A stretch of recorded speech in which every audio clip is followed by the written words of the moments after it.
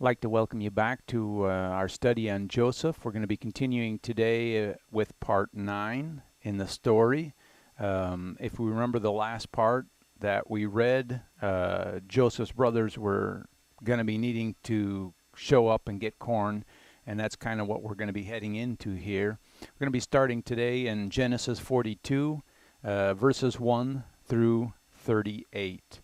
We had kind of jumped ahead and talked about Ephraim and Manasseh and some of the roles that they played or will play in the future. And I think it's really important to get into the book of Zechariah, as we touched a little bit in the last study. I'm going to be working on a separate study just for Zechariah to kind of go through some of those points I think that are important. But for now, in this story, we're going to continue a little bit farther and looking at the life of Joseph. So Genesis 42, verses 1 through 38. Now when Jacob saw that there was corn in Egypt, Jacob said to his sons, "Why do you look one upon another?" And he said, "Behold, I have heard that there is corn in Egypt. Get you down thither, and buy for us from thence, that we may live and not die." And Joseph's 10 brothers went down to buy corn in Egypt. But Benjamin, Joseph's brother, Jacob sent not with his brethren, for he said, lest peradventure mischief befall him. And the sons of Israel came to buy corn among those that came for the famine was in the land of Canaan. And Joseph was the governor of the land, and he it was that sold to all the people of the land. And Joseph's brethren came and bowed down themselves before him with their faces to the earth. So here you have, we're in probably the first year here of the famine, maybe even beginning the second year. We don't really know, but we're into the 7 years of famine. Joseph's family has run out of food. They're wondering what to do, and so Jacob sends them down to Egypt to find corn. The actual text there is grain. I don't know if they were buying corn or wheat or what grain particular it was, but the actual text in the Old Testament here doesn't necessarily define corn, although they could have been going down to get corn. And so 10 of his brothers go down to buy corn. Benjamin does not. And I think that's important in this text. I don't really know for sure just how it all ties in, especially when we start looking at this into our modern day fulfillment of it prophetically. But I suspect that Benjamin is a key piece in this that we ought not to forget. And just kind of keep him in the back of your mind. And as things continue to be fulfilled and prophecy comes true, at some point it will be obvious how the Benjamin fits in. For now, just keep them in the back of your head. And we know that the famine was in all the land of Canaan. Interesting, if we actually look into this period of time, Canaan, the land of Canaan was right up into what is now the land of Israel, up in that whole area of the Middle East. So they were actually living to a degree in the Promised Land before they ever lived in the Promised Land. We don't know exactly where they were, but somewhere's in that region, the land of Canaan. They came all the way down to Egypt to buy food, and they weren't the only ones. There were others that were coming from that region also. And of course, when we go through this, if you remember right, in one of the earlier studies, we talked about the time period that we're in here. And the question is there any other historical evidence that there might have been a famine? And I think there is, and I think that if we do some research, we will find it. And a little bit farther in the study, we're actually going to jump over and look at some history from another country that talked about a famine. But for now, verse 6, Joseph is the governor. His brothers come in and they bow down before him. And of course, this is where we get the idea that probably his dreams had their fulfillment here. But I really don't think so. As we went through those dreams, I think that while there was a very minor fulfillment here, it was not complete. So it's interesting to look at the history about this time. In Egypt, 1720 to 1670 BC, there wasn't actually a drought in the Egypt area. In other areas there was, and I'm sure every area was hit accordingly as what would affect them most. But historically in Egypt, what there was at this point, as far as we can tell, is probably an overabundance of water. There was a flooding so that nothing could be produced. During this time, a channel was dug to try and remove some of that water.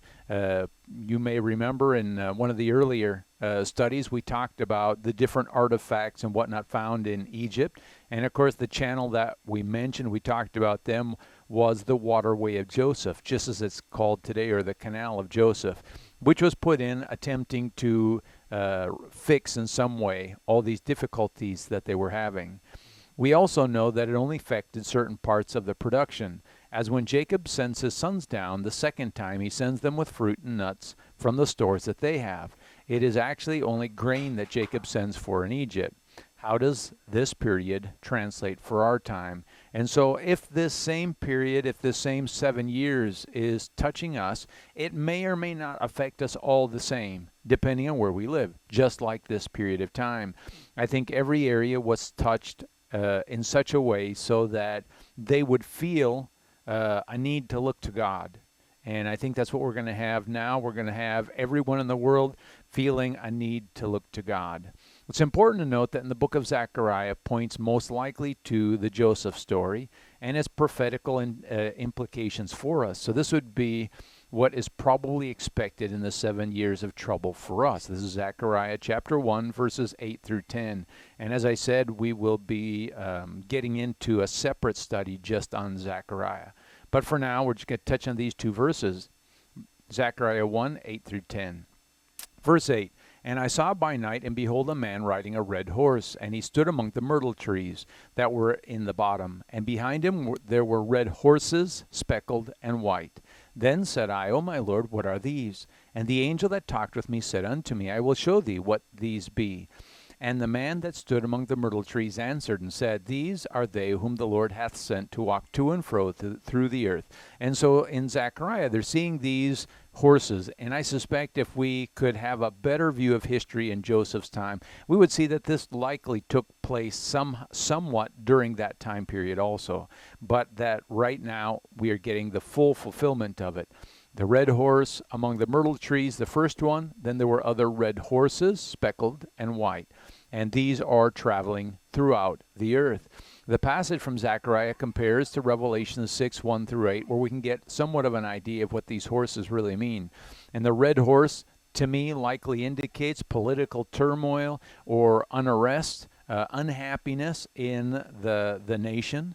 And so we have the red horse in the myrtle trees, and we have a second red horses, which again probably indicates political turmoil and unrest. Then you have the speckled or pale horse, which likely focuses on plagues, sicknesses, and death. And the last one, the white horse, which is war or conquest. And so what you would expect to see is this beginning.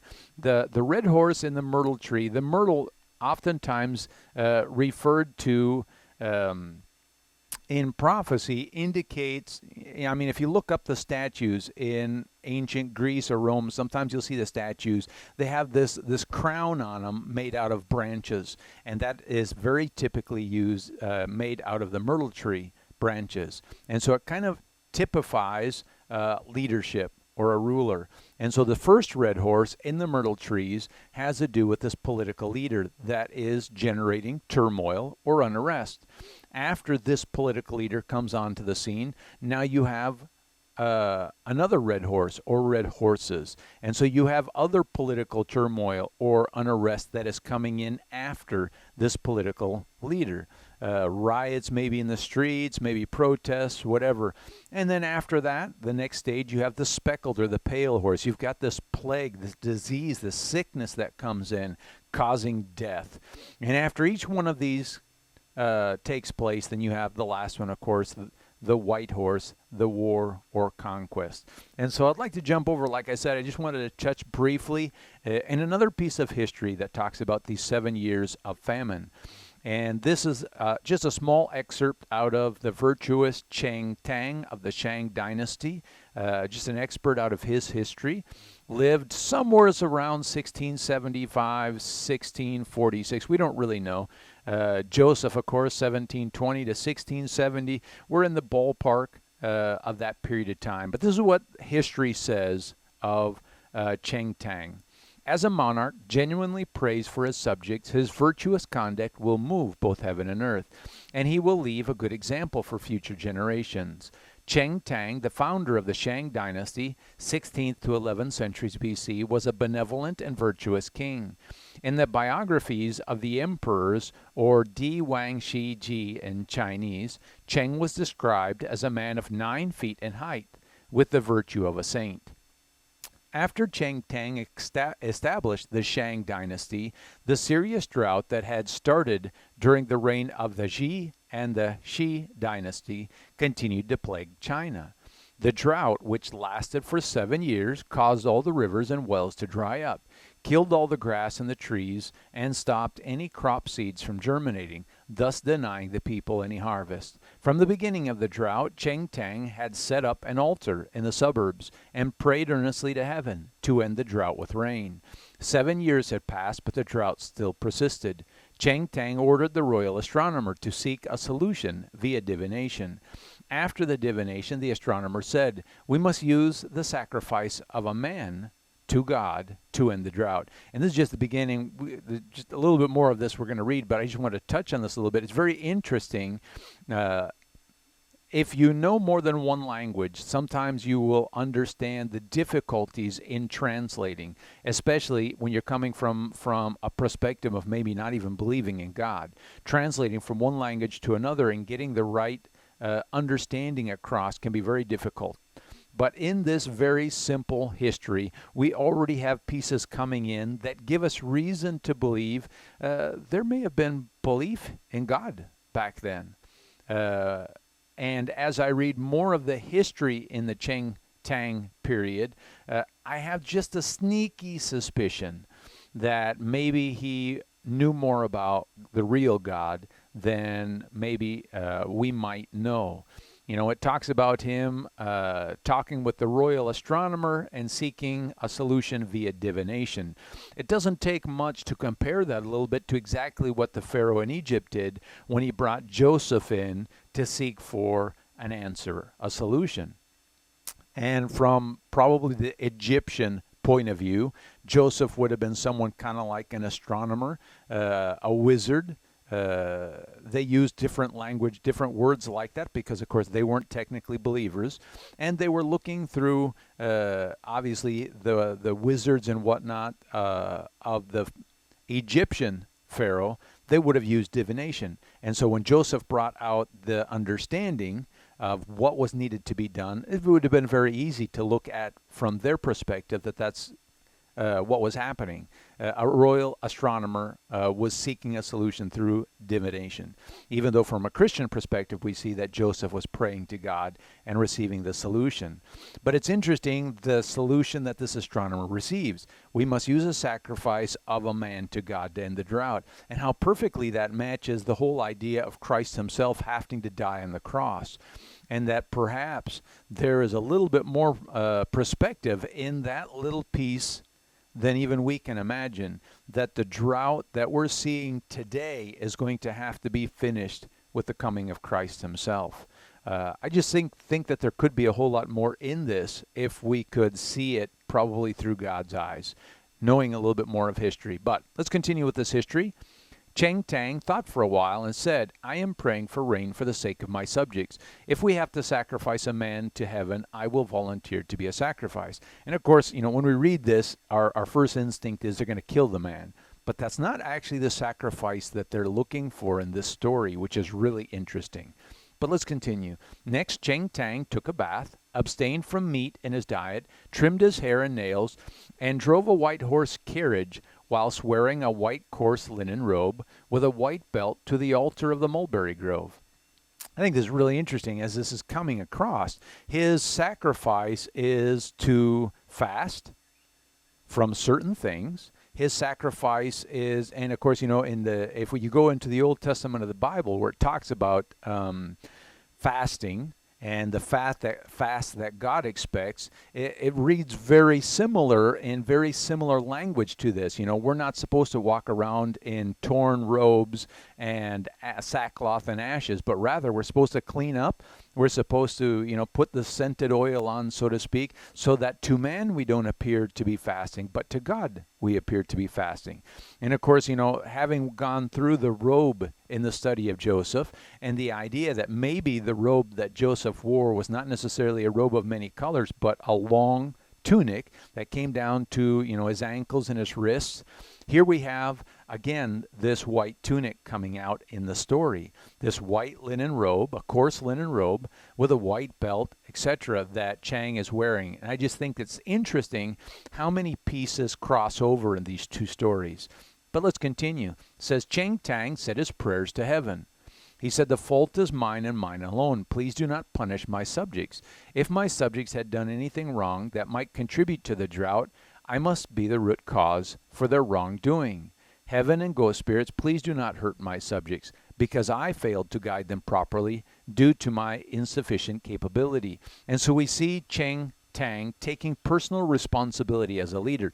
Very unique. Obviously, if you're thinking of a man from the world, maybe a dictator or someone like that, typically, they don't seem like the kind of people to take this kind of personal responsibility. This is a man who's taken personal responsibility. He's taking fasting. I mean, a lot of the character traits and a lot of what he's doing, we can parallel really well with what we learn, of course, in the scriptures and in God's commandments. Let's continue. Next, Chang Tang rebuked himself for 6 matters, and he said, and when we're reading through these, we need to think about today. We need to think about the governments of today. Do maybe our leaders today need to take these things into account? I just think how powerful what he says here is. It says, the 6 matters that he rebuked himself. Was the drought caused by any lack of law and order in my administration? And that's very interesting. Obviously an unbeliever, what does he care about law and order? This guy is caring about law and order. That's interesting. It says, was it because I had been oblivious to my subjects' hardships and because I failed to fulfill their expectations? He's considering his people, and he's considering the burdens that they may be bearing. He's considering what may have been lacking in himself as a leader towards them. Next one, was the drought caused by any corruption of the government officials that I was not aware of? And of course, if we look today and look about the political unrest that may be in our own countries, is there something here? He's looking at the possibility of political corruption being the cause of this problem. And the next one, did I waste any money or manpower building an imperial palace on such a large scale? In other words, was there waste in the government? And you can almost see, if you've been watching the news, how all of these are very pertinent. Next one, did I allow the Queen to interfere with politics? And then the last one, did I employ corrupt and malicious government officials and take their bad advice? And I just have to be really impressed by what Chang Tang was looking at in himself. And I think, this is a very perfect story for what we have today, what is happening in history today, and how it's playing out and tying into the story of Joseph. Let's continue up the story. By the time Chang Tang finished off his self-reflection, it began to pour within several thousand lees. A lee is a unit of linear measurement equal to about 1/3 of a mile.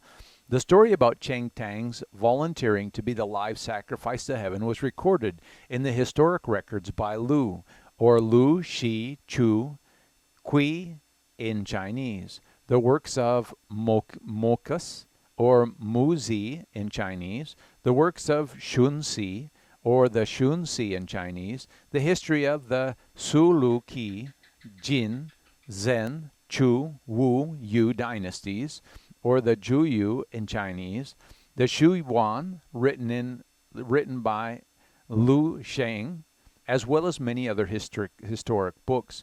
The story of Chang Tang was consistently recorded in all of these books. And so this isn't just a history that was pulled out haphazardly from one history book that maybe no one considers even relevant. This actually comes out through many history books and therefore is highly regarded by them, the Chinese. And so that's just really interesting, comparing the Joseph story, the 7 years of famine, and how this basic story is carried over into another culture in another place. There are also other cultures. If you do a little bit of research, you'll find in this period of time, right around the 1700s BC, that there are other cultures that also record a 7 years of famine. So this isn't at all unique.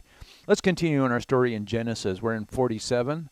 I want to jump over to 47 for just a moment, verses 13 through 21. Then we'll get back to where we were reading. Just because I want to look at a little bit the difficulty that was happening here in Egypt during this period of time.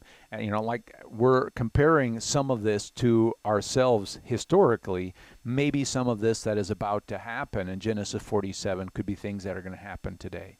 So anyway. Verse 13, and there was no bread in all the land, for the famine was very sore, so that the land of Egypt and all the land of Canaan fainted by reason of famine. And the word fainted here, of course, means in some cases that they were very weak, in some cases they were dying. This is a real problem here. There are going to be probably riots in the street. There's no food. There's nothing. This is trouble, and this is all in the land of Egypt. Verse 14, and Joseph gathered up all the money that was found in the land of Egypt and the land of Canaan for the corn which they bought, and Joseph brought the money to Pharaoh's house. And when money failed in the land of Egypt and the land of Canaan, all the Egyptians came to Joseph, and he said, give us bread, for why should we die in thy presence, for money faileth. Now you have this collapse of the monetary system. Their money is no longer of value. It doesn't work. They can't use it. Joseph's basically used up all the money, taking it in from the people and giving them grain. There's nothing left. The people have no money. The people have no food. Now what do you do? And so you can see, if you imagine the political spectrum of today, even the things that have been happening in our world in the year 2020, you can see that really a lot of this may already be in process. And then verse 16, and Joseph said, give your cattle, and I will give you for your cattle if money faileth.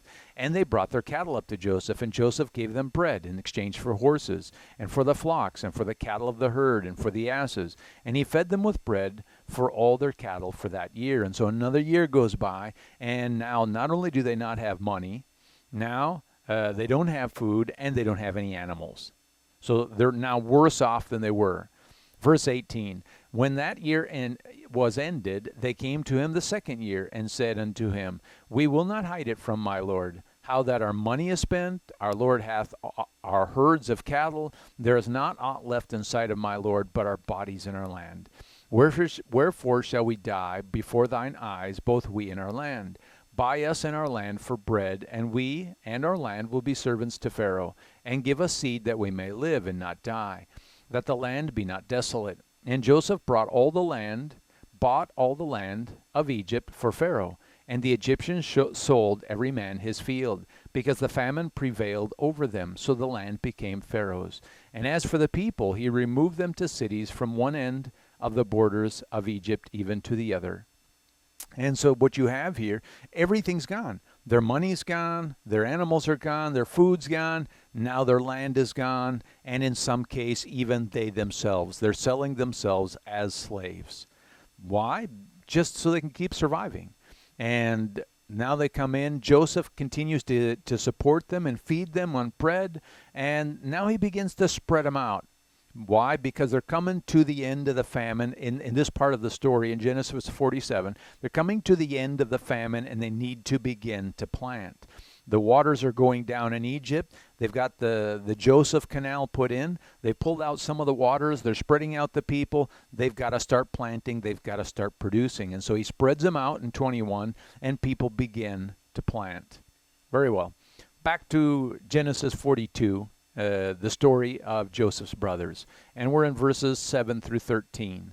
And Joseph saw his brethren, and he knew them, but made himself strange unto them, and spake roughly unto them. And he said unto them, whence come ye? And they said, from the land of Canaan to buy food. And Joseph knew his brethren, but they knew him not. And I think this is interesting. This is the first visit that they're coming to get food from Joseph. He recognizes them immediately. They do not recognize him. And I think that's important. when we're coming up to Christ's second coming and all the work that God is already doing. You know, if we get into prophecy and start looking at, there are several places where God says, when you see this happening, know that I am already working. And yet so often we don't recognize the work that God's doing. It's almost as if we don't recognize him for what he's doing. And so we have this comparison right now that there are things happening in the world, prophecies being fulfilled right in front of our eyes, and we're not recognizing God's work, his hand. Let's continue in verse 9. And Joseph remembered the dreams which he had dreamed of them, and said unto them, Ye are spies. To see the nakedness of the land ye are come. And they said unto him, Nay, my lord, but to buy food are thy servants come. We are all one man's sons. We are true men. Thy servants are no spies. And he said unto them, Nay, but to see the nakedness of the land ye are come. And they said, The servants are 12 brethren, the sons of one man in the land of Canaan. And behold, the youngest is this day with our father, and one is not. And so he's challenging them. In a certain way, he's probably doing what he would have normally done with any group of people coming in. Likely the people who came in before him, if they were from another country, may have had to go through the same thing. But there may be a part of Joseph that's also, just kind of getting back at his brothers, just a little bit playing with them because of everything they did to him, even though he recognizes that it was the hand of God that brought him to Egypt. He's kind of toying with them to see what'll happen. It's interesting, in this first year when Joseph's brothers show up, they don't recognize him, but he recognizes them. Then he blesses them by sending their money back with them when they leave for home with their grain. And I just like to look over in Zechariah for a moment. If we look in Zechariah, for our first year of time, we also see that Israel doesn't yet recognize Jesus Christ, but he recognizes them and begins to bless them and fight for Jerusalem. And if you jump over and see the first study on Zechariah, you'll see that, of course, prophetically it ends with Christ recognizing Jerusalem and Jerusalem being recaptured as part of the capital of Israel. But let's just read these two verses here in Zechariah 1:15 and 16. And I am very sore displeased with the heathen that are at ease, for I was but a little displeased, and they helped forward the affliction. Therefore thus saith the Lord, I am returned to Jerusalem with mercies. My house shall be built in it, saith the Lord of hosts, and a line shall be stretched forth upon Jerusalem. And so the whole idea here is, and if you go back and read all of chapter 1, you'll see that at this point, the Israelites are not exactly recognizing God. God is very displeased with the heathen. They have been taking advantage of his people, the Israelites. But God is recognizing his people. He's coming back to Jerusalem. He's coming back with mercies. He's coming back to rebuild. As it says in the end of 16, the line shall be stretched forth. That's speaking of rebuilding. That's speaking of measuring. That's speaking of judging them to see, where they're at. And that's kind of what's happening here with Joseph and his brothers. He's kind of measuring them to see where they are at. If we remember, they tried to kill him. They were going to kill him. In the end, they didn't kill him. They just sold him. But, they faked to his father that he had been killed. And so I'm sure he's got some distrust for his brothers. Let's continue in verse 14 through 20. And Joseph said unto them, That is it that I spake unto you, saying, Ye are spies. Hereby ye shall be proved by the life of Pharaoh. Ye shall not go forth hence, except your youngest brother come hither. Send one of you, and let him fetch your brother, and ye shall be kept in prison, that your word may be proved, whether there be any truth in you, or else by the life of Pharaoh, surely ye are spies. And he put them all together into a ward 3 days. And Joseph said unto them the third day, This do and live, for I fear God. If ye be true men, let one of your brethren be bound in the house of your prison. Go ye, carry corn from the famine to your houses. But bring your youngest brother unto me. So shall your words be verified, and ye shall not die. And they did so. And so, again, as we talked about measuring Jerusalem, Joseph's measuring his brethren to see who they are. They already talked about Benjamin and his being in existence back with his father. I suspect Joseph doesn't trust them. They may be talking about Benjamin, but is he really there? They were going to kill Joseph. Would they have also killed Benjamin to get the inheritance? Very likely. And so he's got a little bit of distrust. He puts him up in a prison, in a house prison for 3 days, which I find is really interesting. And then at the third day, he says, okay, one of you is going to be bound. One of you is going to be staying here in prison. The rest of you are going to go home. And of course, again, will they actually band together and be men of honor? Or like in Joseph's own case, will they be dishonorable men, abandoning the one brother in prison and going home to eat, drink, and be merry, so to speak, with their food? So he sends them home. Their duty is to bring back their youngest brother. And I just thought it was interesting that whole 3 days he put him in prison. And I suspect there's some real importance in that. I just wanted to run through real quick prophetically a couple things that came up when you speak about 3 days. And of course, Joseph's brothers were in the ward for 3 days. We just got done reading that. Pharaoh's officers were in prison for 3 days. The cupbearer and also the baker, remember that. And then the journey to sacrifice in Moses' time, when he comes into the Pharaoh later on in Exodus, and really the future of the story we're in, he asked for nothing more 3 days journey out into the wilderness to be with God. And of course, if we remember the first king of Israel, Saul, his donkeys are lost for 3 days when Samuel comes to him and tells him, your donkeys have been fine, brings them into the feast where Saul is set aside to be the first king of Israel. And then David's men are sanctified when David was still running, and he had been set aside as king, but he was not king yet. And he came up to the temple, and his men had no food. And he came in, and the priests were talking to him, and he said, the showbread of the temple is only for people who are sanctified. And of course, David says, we've been sanctified for these 3 days. And so he takes the showbread and feeds his men. Jonah is in the fish for 3 days.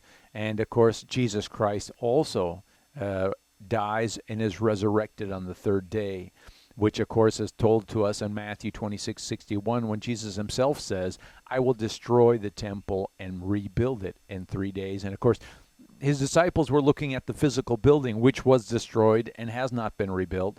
But Jesus was actually referring to his own body as the temple, and his body was destroyed. Jesus took the choice, because obviously everyone has choice. Even he had choice. We know that when he was in the garden, he, in his prayer, told his Father, if there's any other way, but if not, then your will be done. And we know that he went willingly to be sacrificed.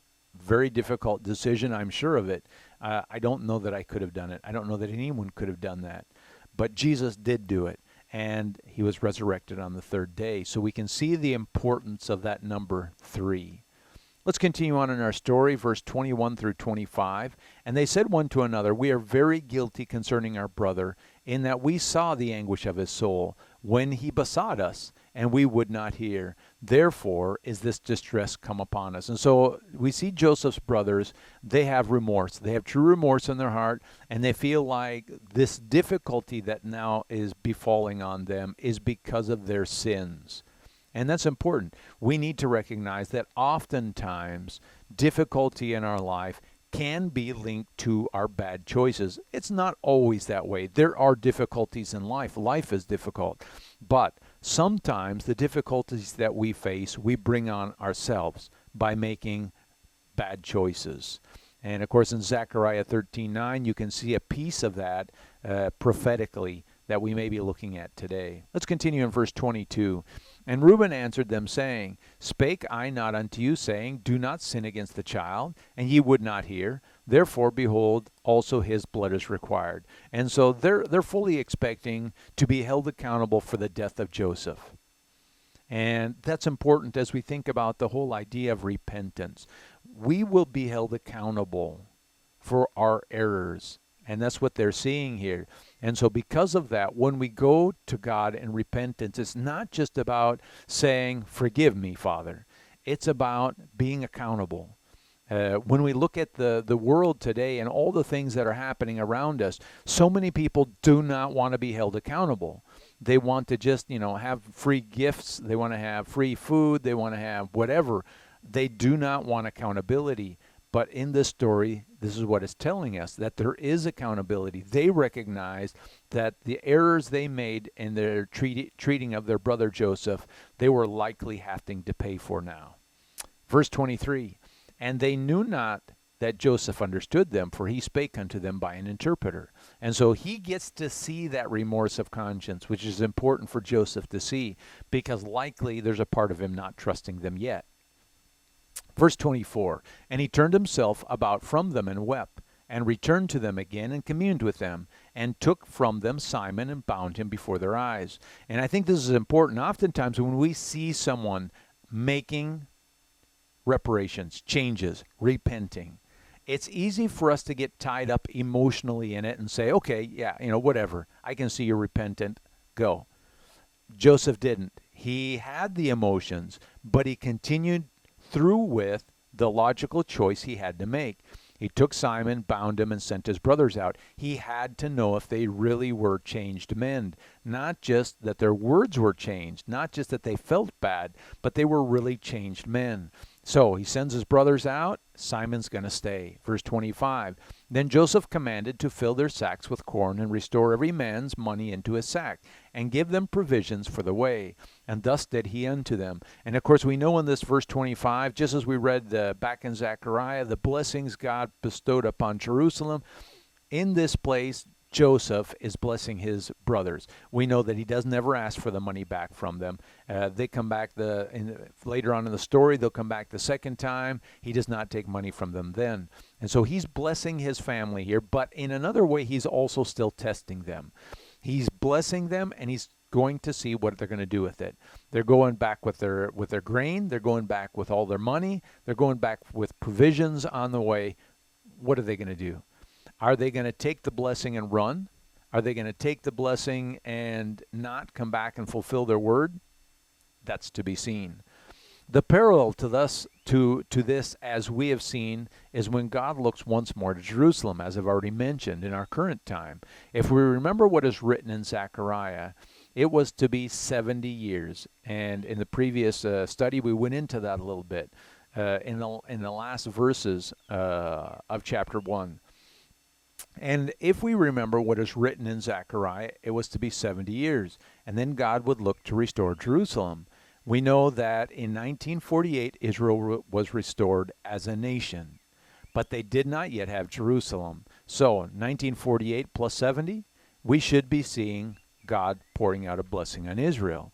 This is a quote straight out of Wikipedia that I have here, just to kind of give us an understanding. It says, the U.S. Embassy was officially opened in Jerusalem on May 14, 2018, coinciding with the 70th anniversary of the Israeli Declaration of Independence. And there you have it, the fulfillment of that prophecy. 1948 plus 70 years, 2018, on May 14th, they're officially recognized in every way. That's the blessing God pours out upon them. They don't yet recognize. Israel has not yet recognized Christ. You will not see generally in the population, Israelis coming forward and saying, yes, we finally believe in Jesus Christ the Messiah. That's not to say that there aren't Israelites believing, Jews that are believing. But generally speaking, you will not find it. It's a very small quantity of them. But yet, nonetheless, God is blessing them. He's testing them, just as Joseph, as a Messiah, was testing his brethren. Let's continue in our story, verse 26 through 32. And they laded their asses with corn and departed thence. And as one of them opened his sack to give his ass provender in the inn, he espied his money. For behold, it was in his sack's mouth. And he said unto his brethren, my money is restored, and lo, it is even in my sack. And their heart failed them. And they were afraid, saying one to another, what is this that God hath done to us? And they came unto Jacob their father, unto the land of Canaan, and told him all that befell them, saying, the man who was the Lord of the land spake roughly to us, and took us for spies into the country. And we said unto him, we are true men, we are no spies. We be 12 brethren, sons of our father. One is not, the youngest is this day with our father in the land of Canaan. And so they were very worried. They got back and they told Jacob exactly what had happened. And they're worried. They're worried because they've got their money. They're worried because Simon is under lock and key in prison. And they've got to bring Benjamin back to prove that Benjamin exists. God is proving his people. Joseph is proving his family. Verse 33 through 36. And the man, the Lord of the country, said unto us, Hereby shall I know that ye are true men. Leave one of your brethren here with me, and take food for the famine for your household, and be gone. And bring your youngest brother unto me. Then shall I know that ye are no spies, but that ye are true men. So I will deliver you and your brother, and ye shall be traffic in the land. And ye shall traffic in the land. And it came to pass, as they emptied their sacks, that behold, every man's bundle of money was in his sack. And when both they and their father saw the bundles of money, they were afraid.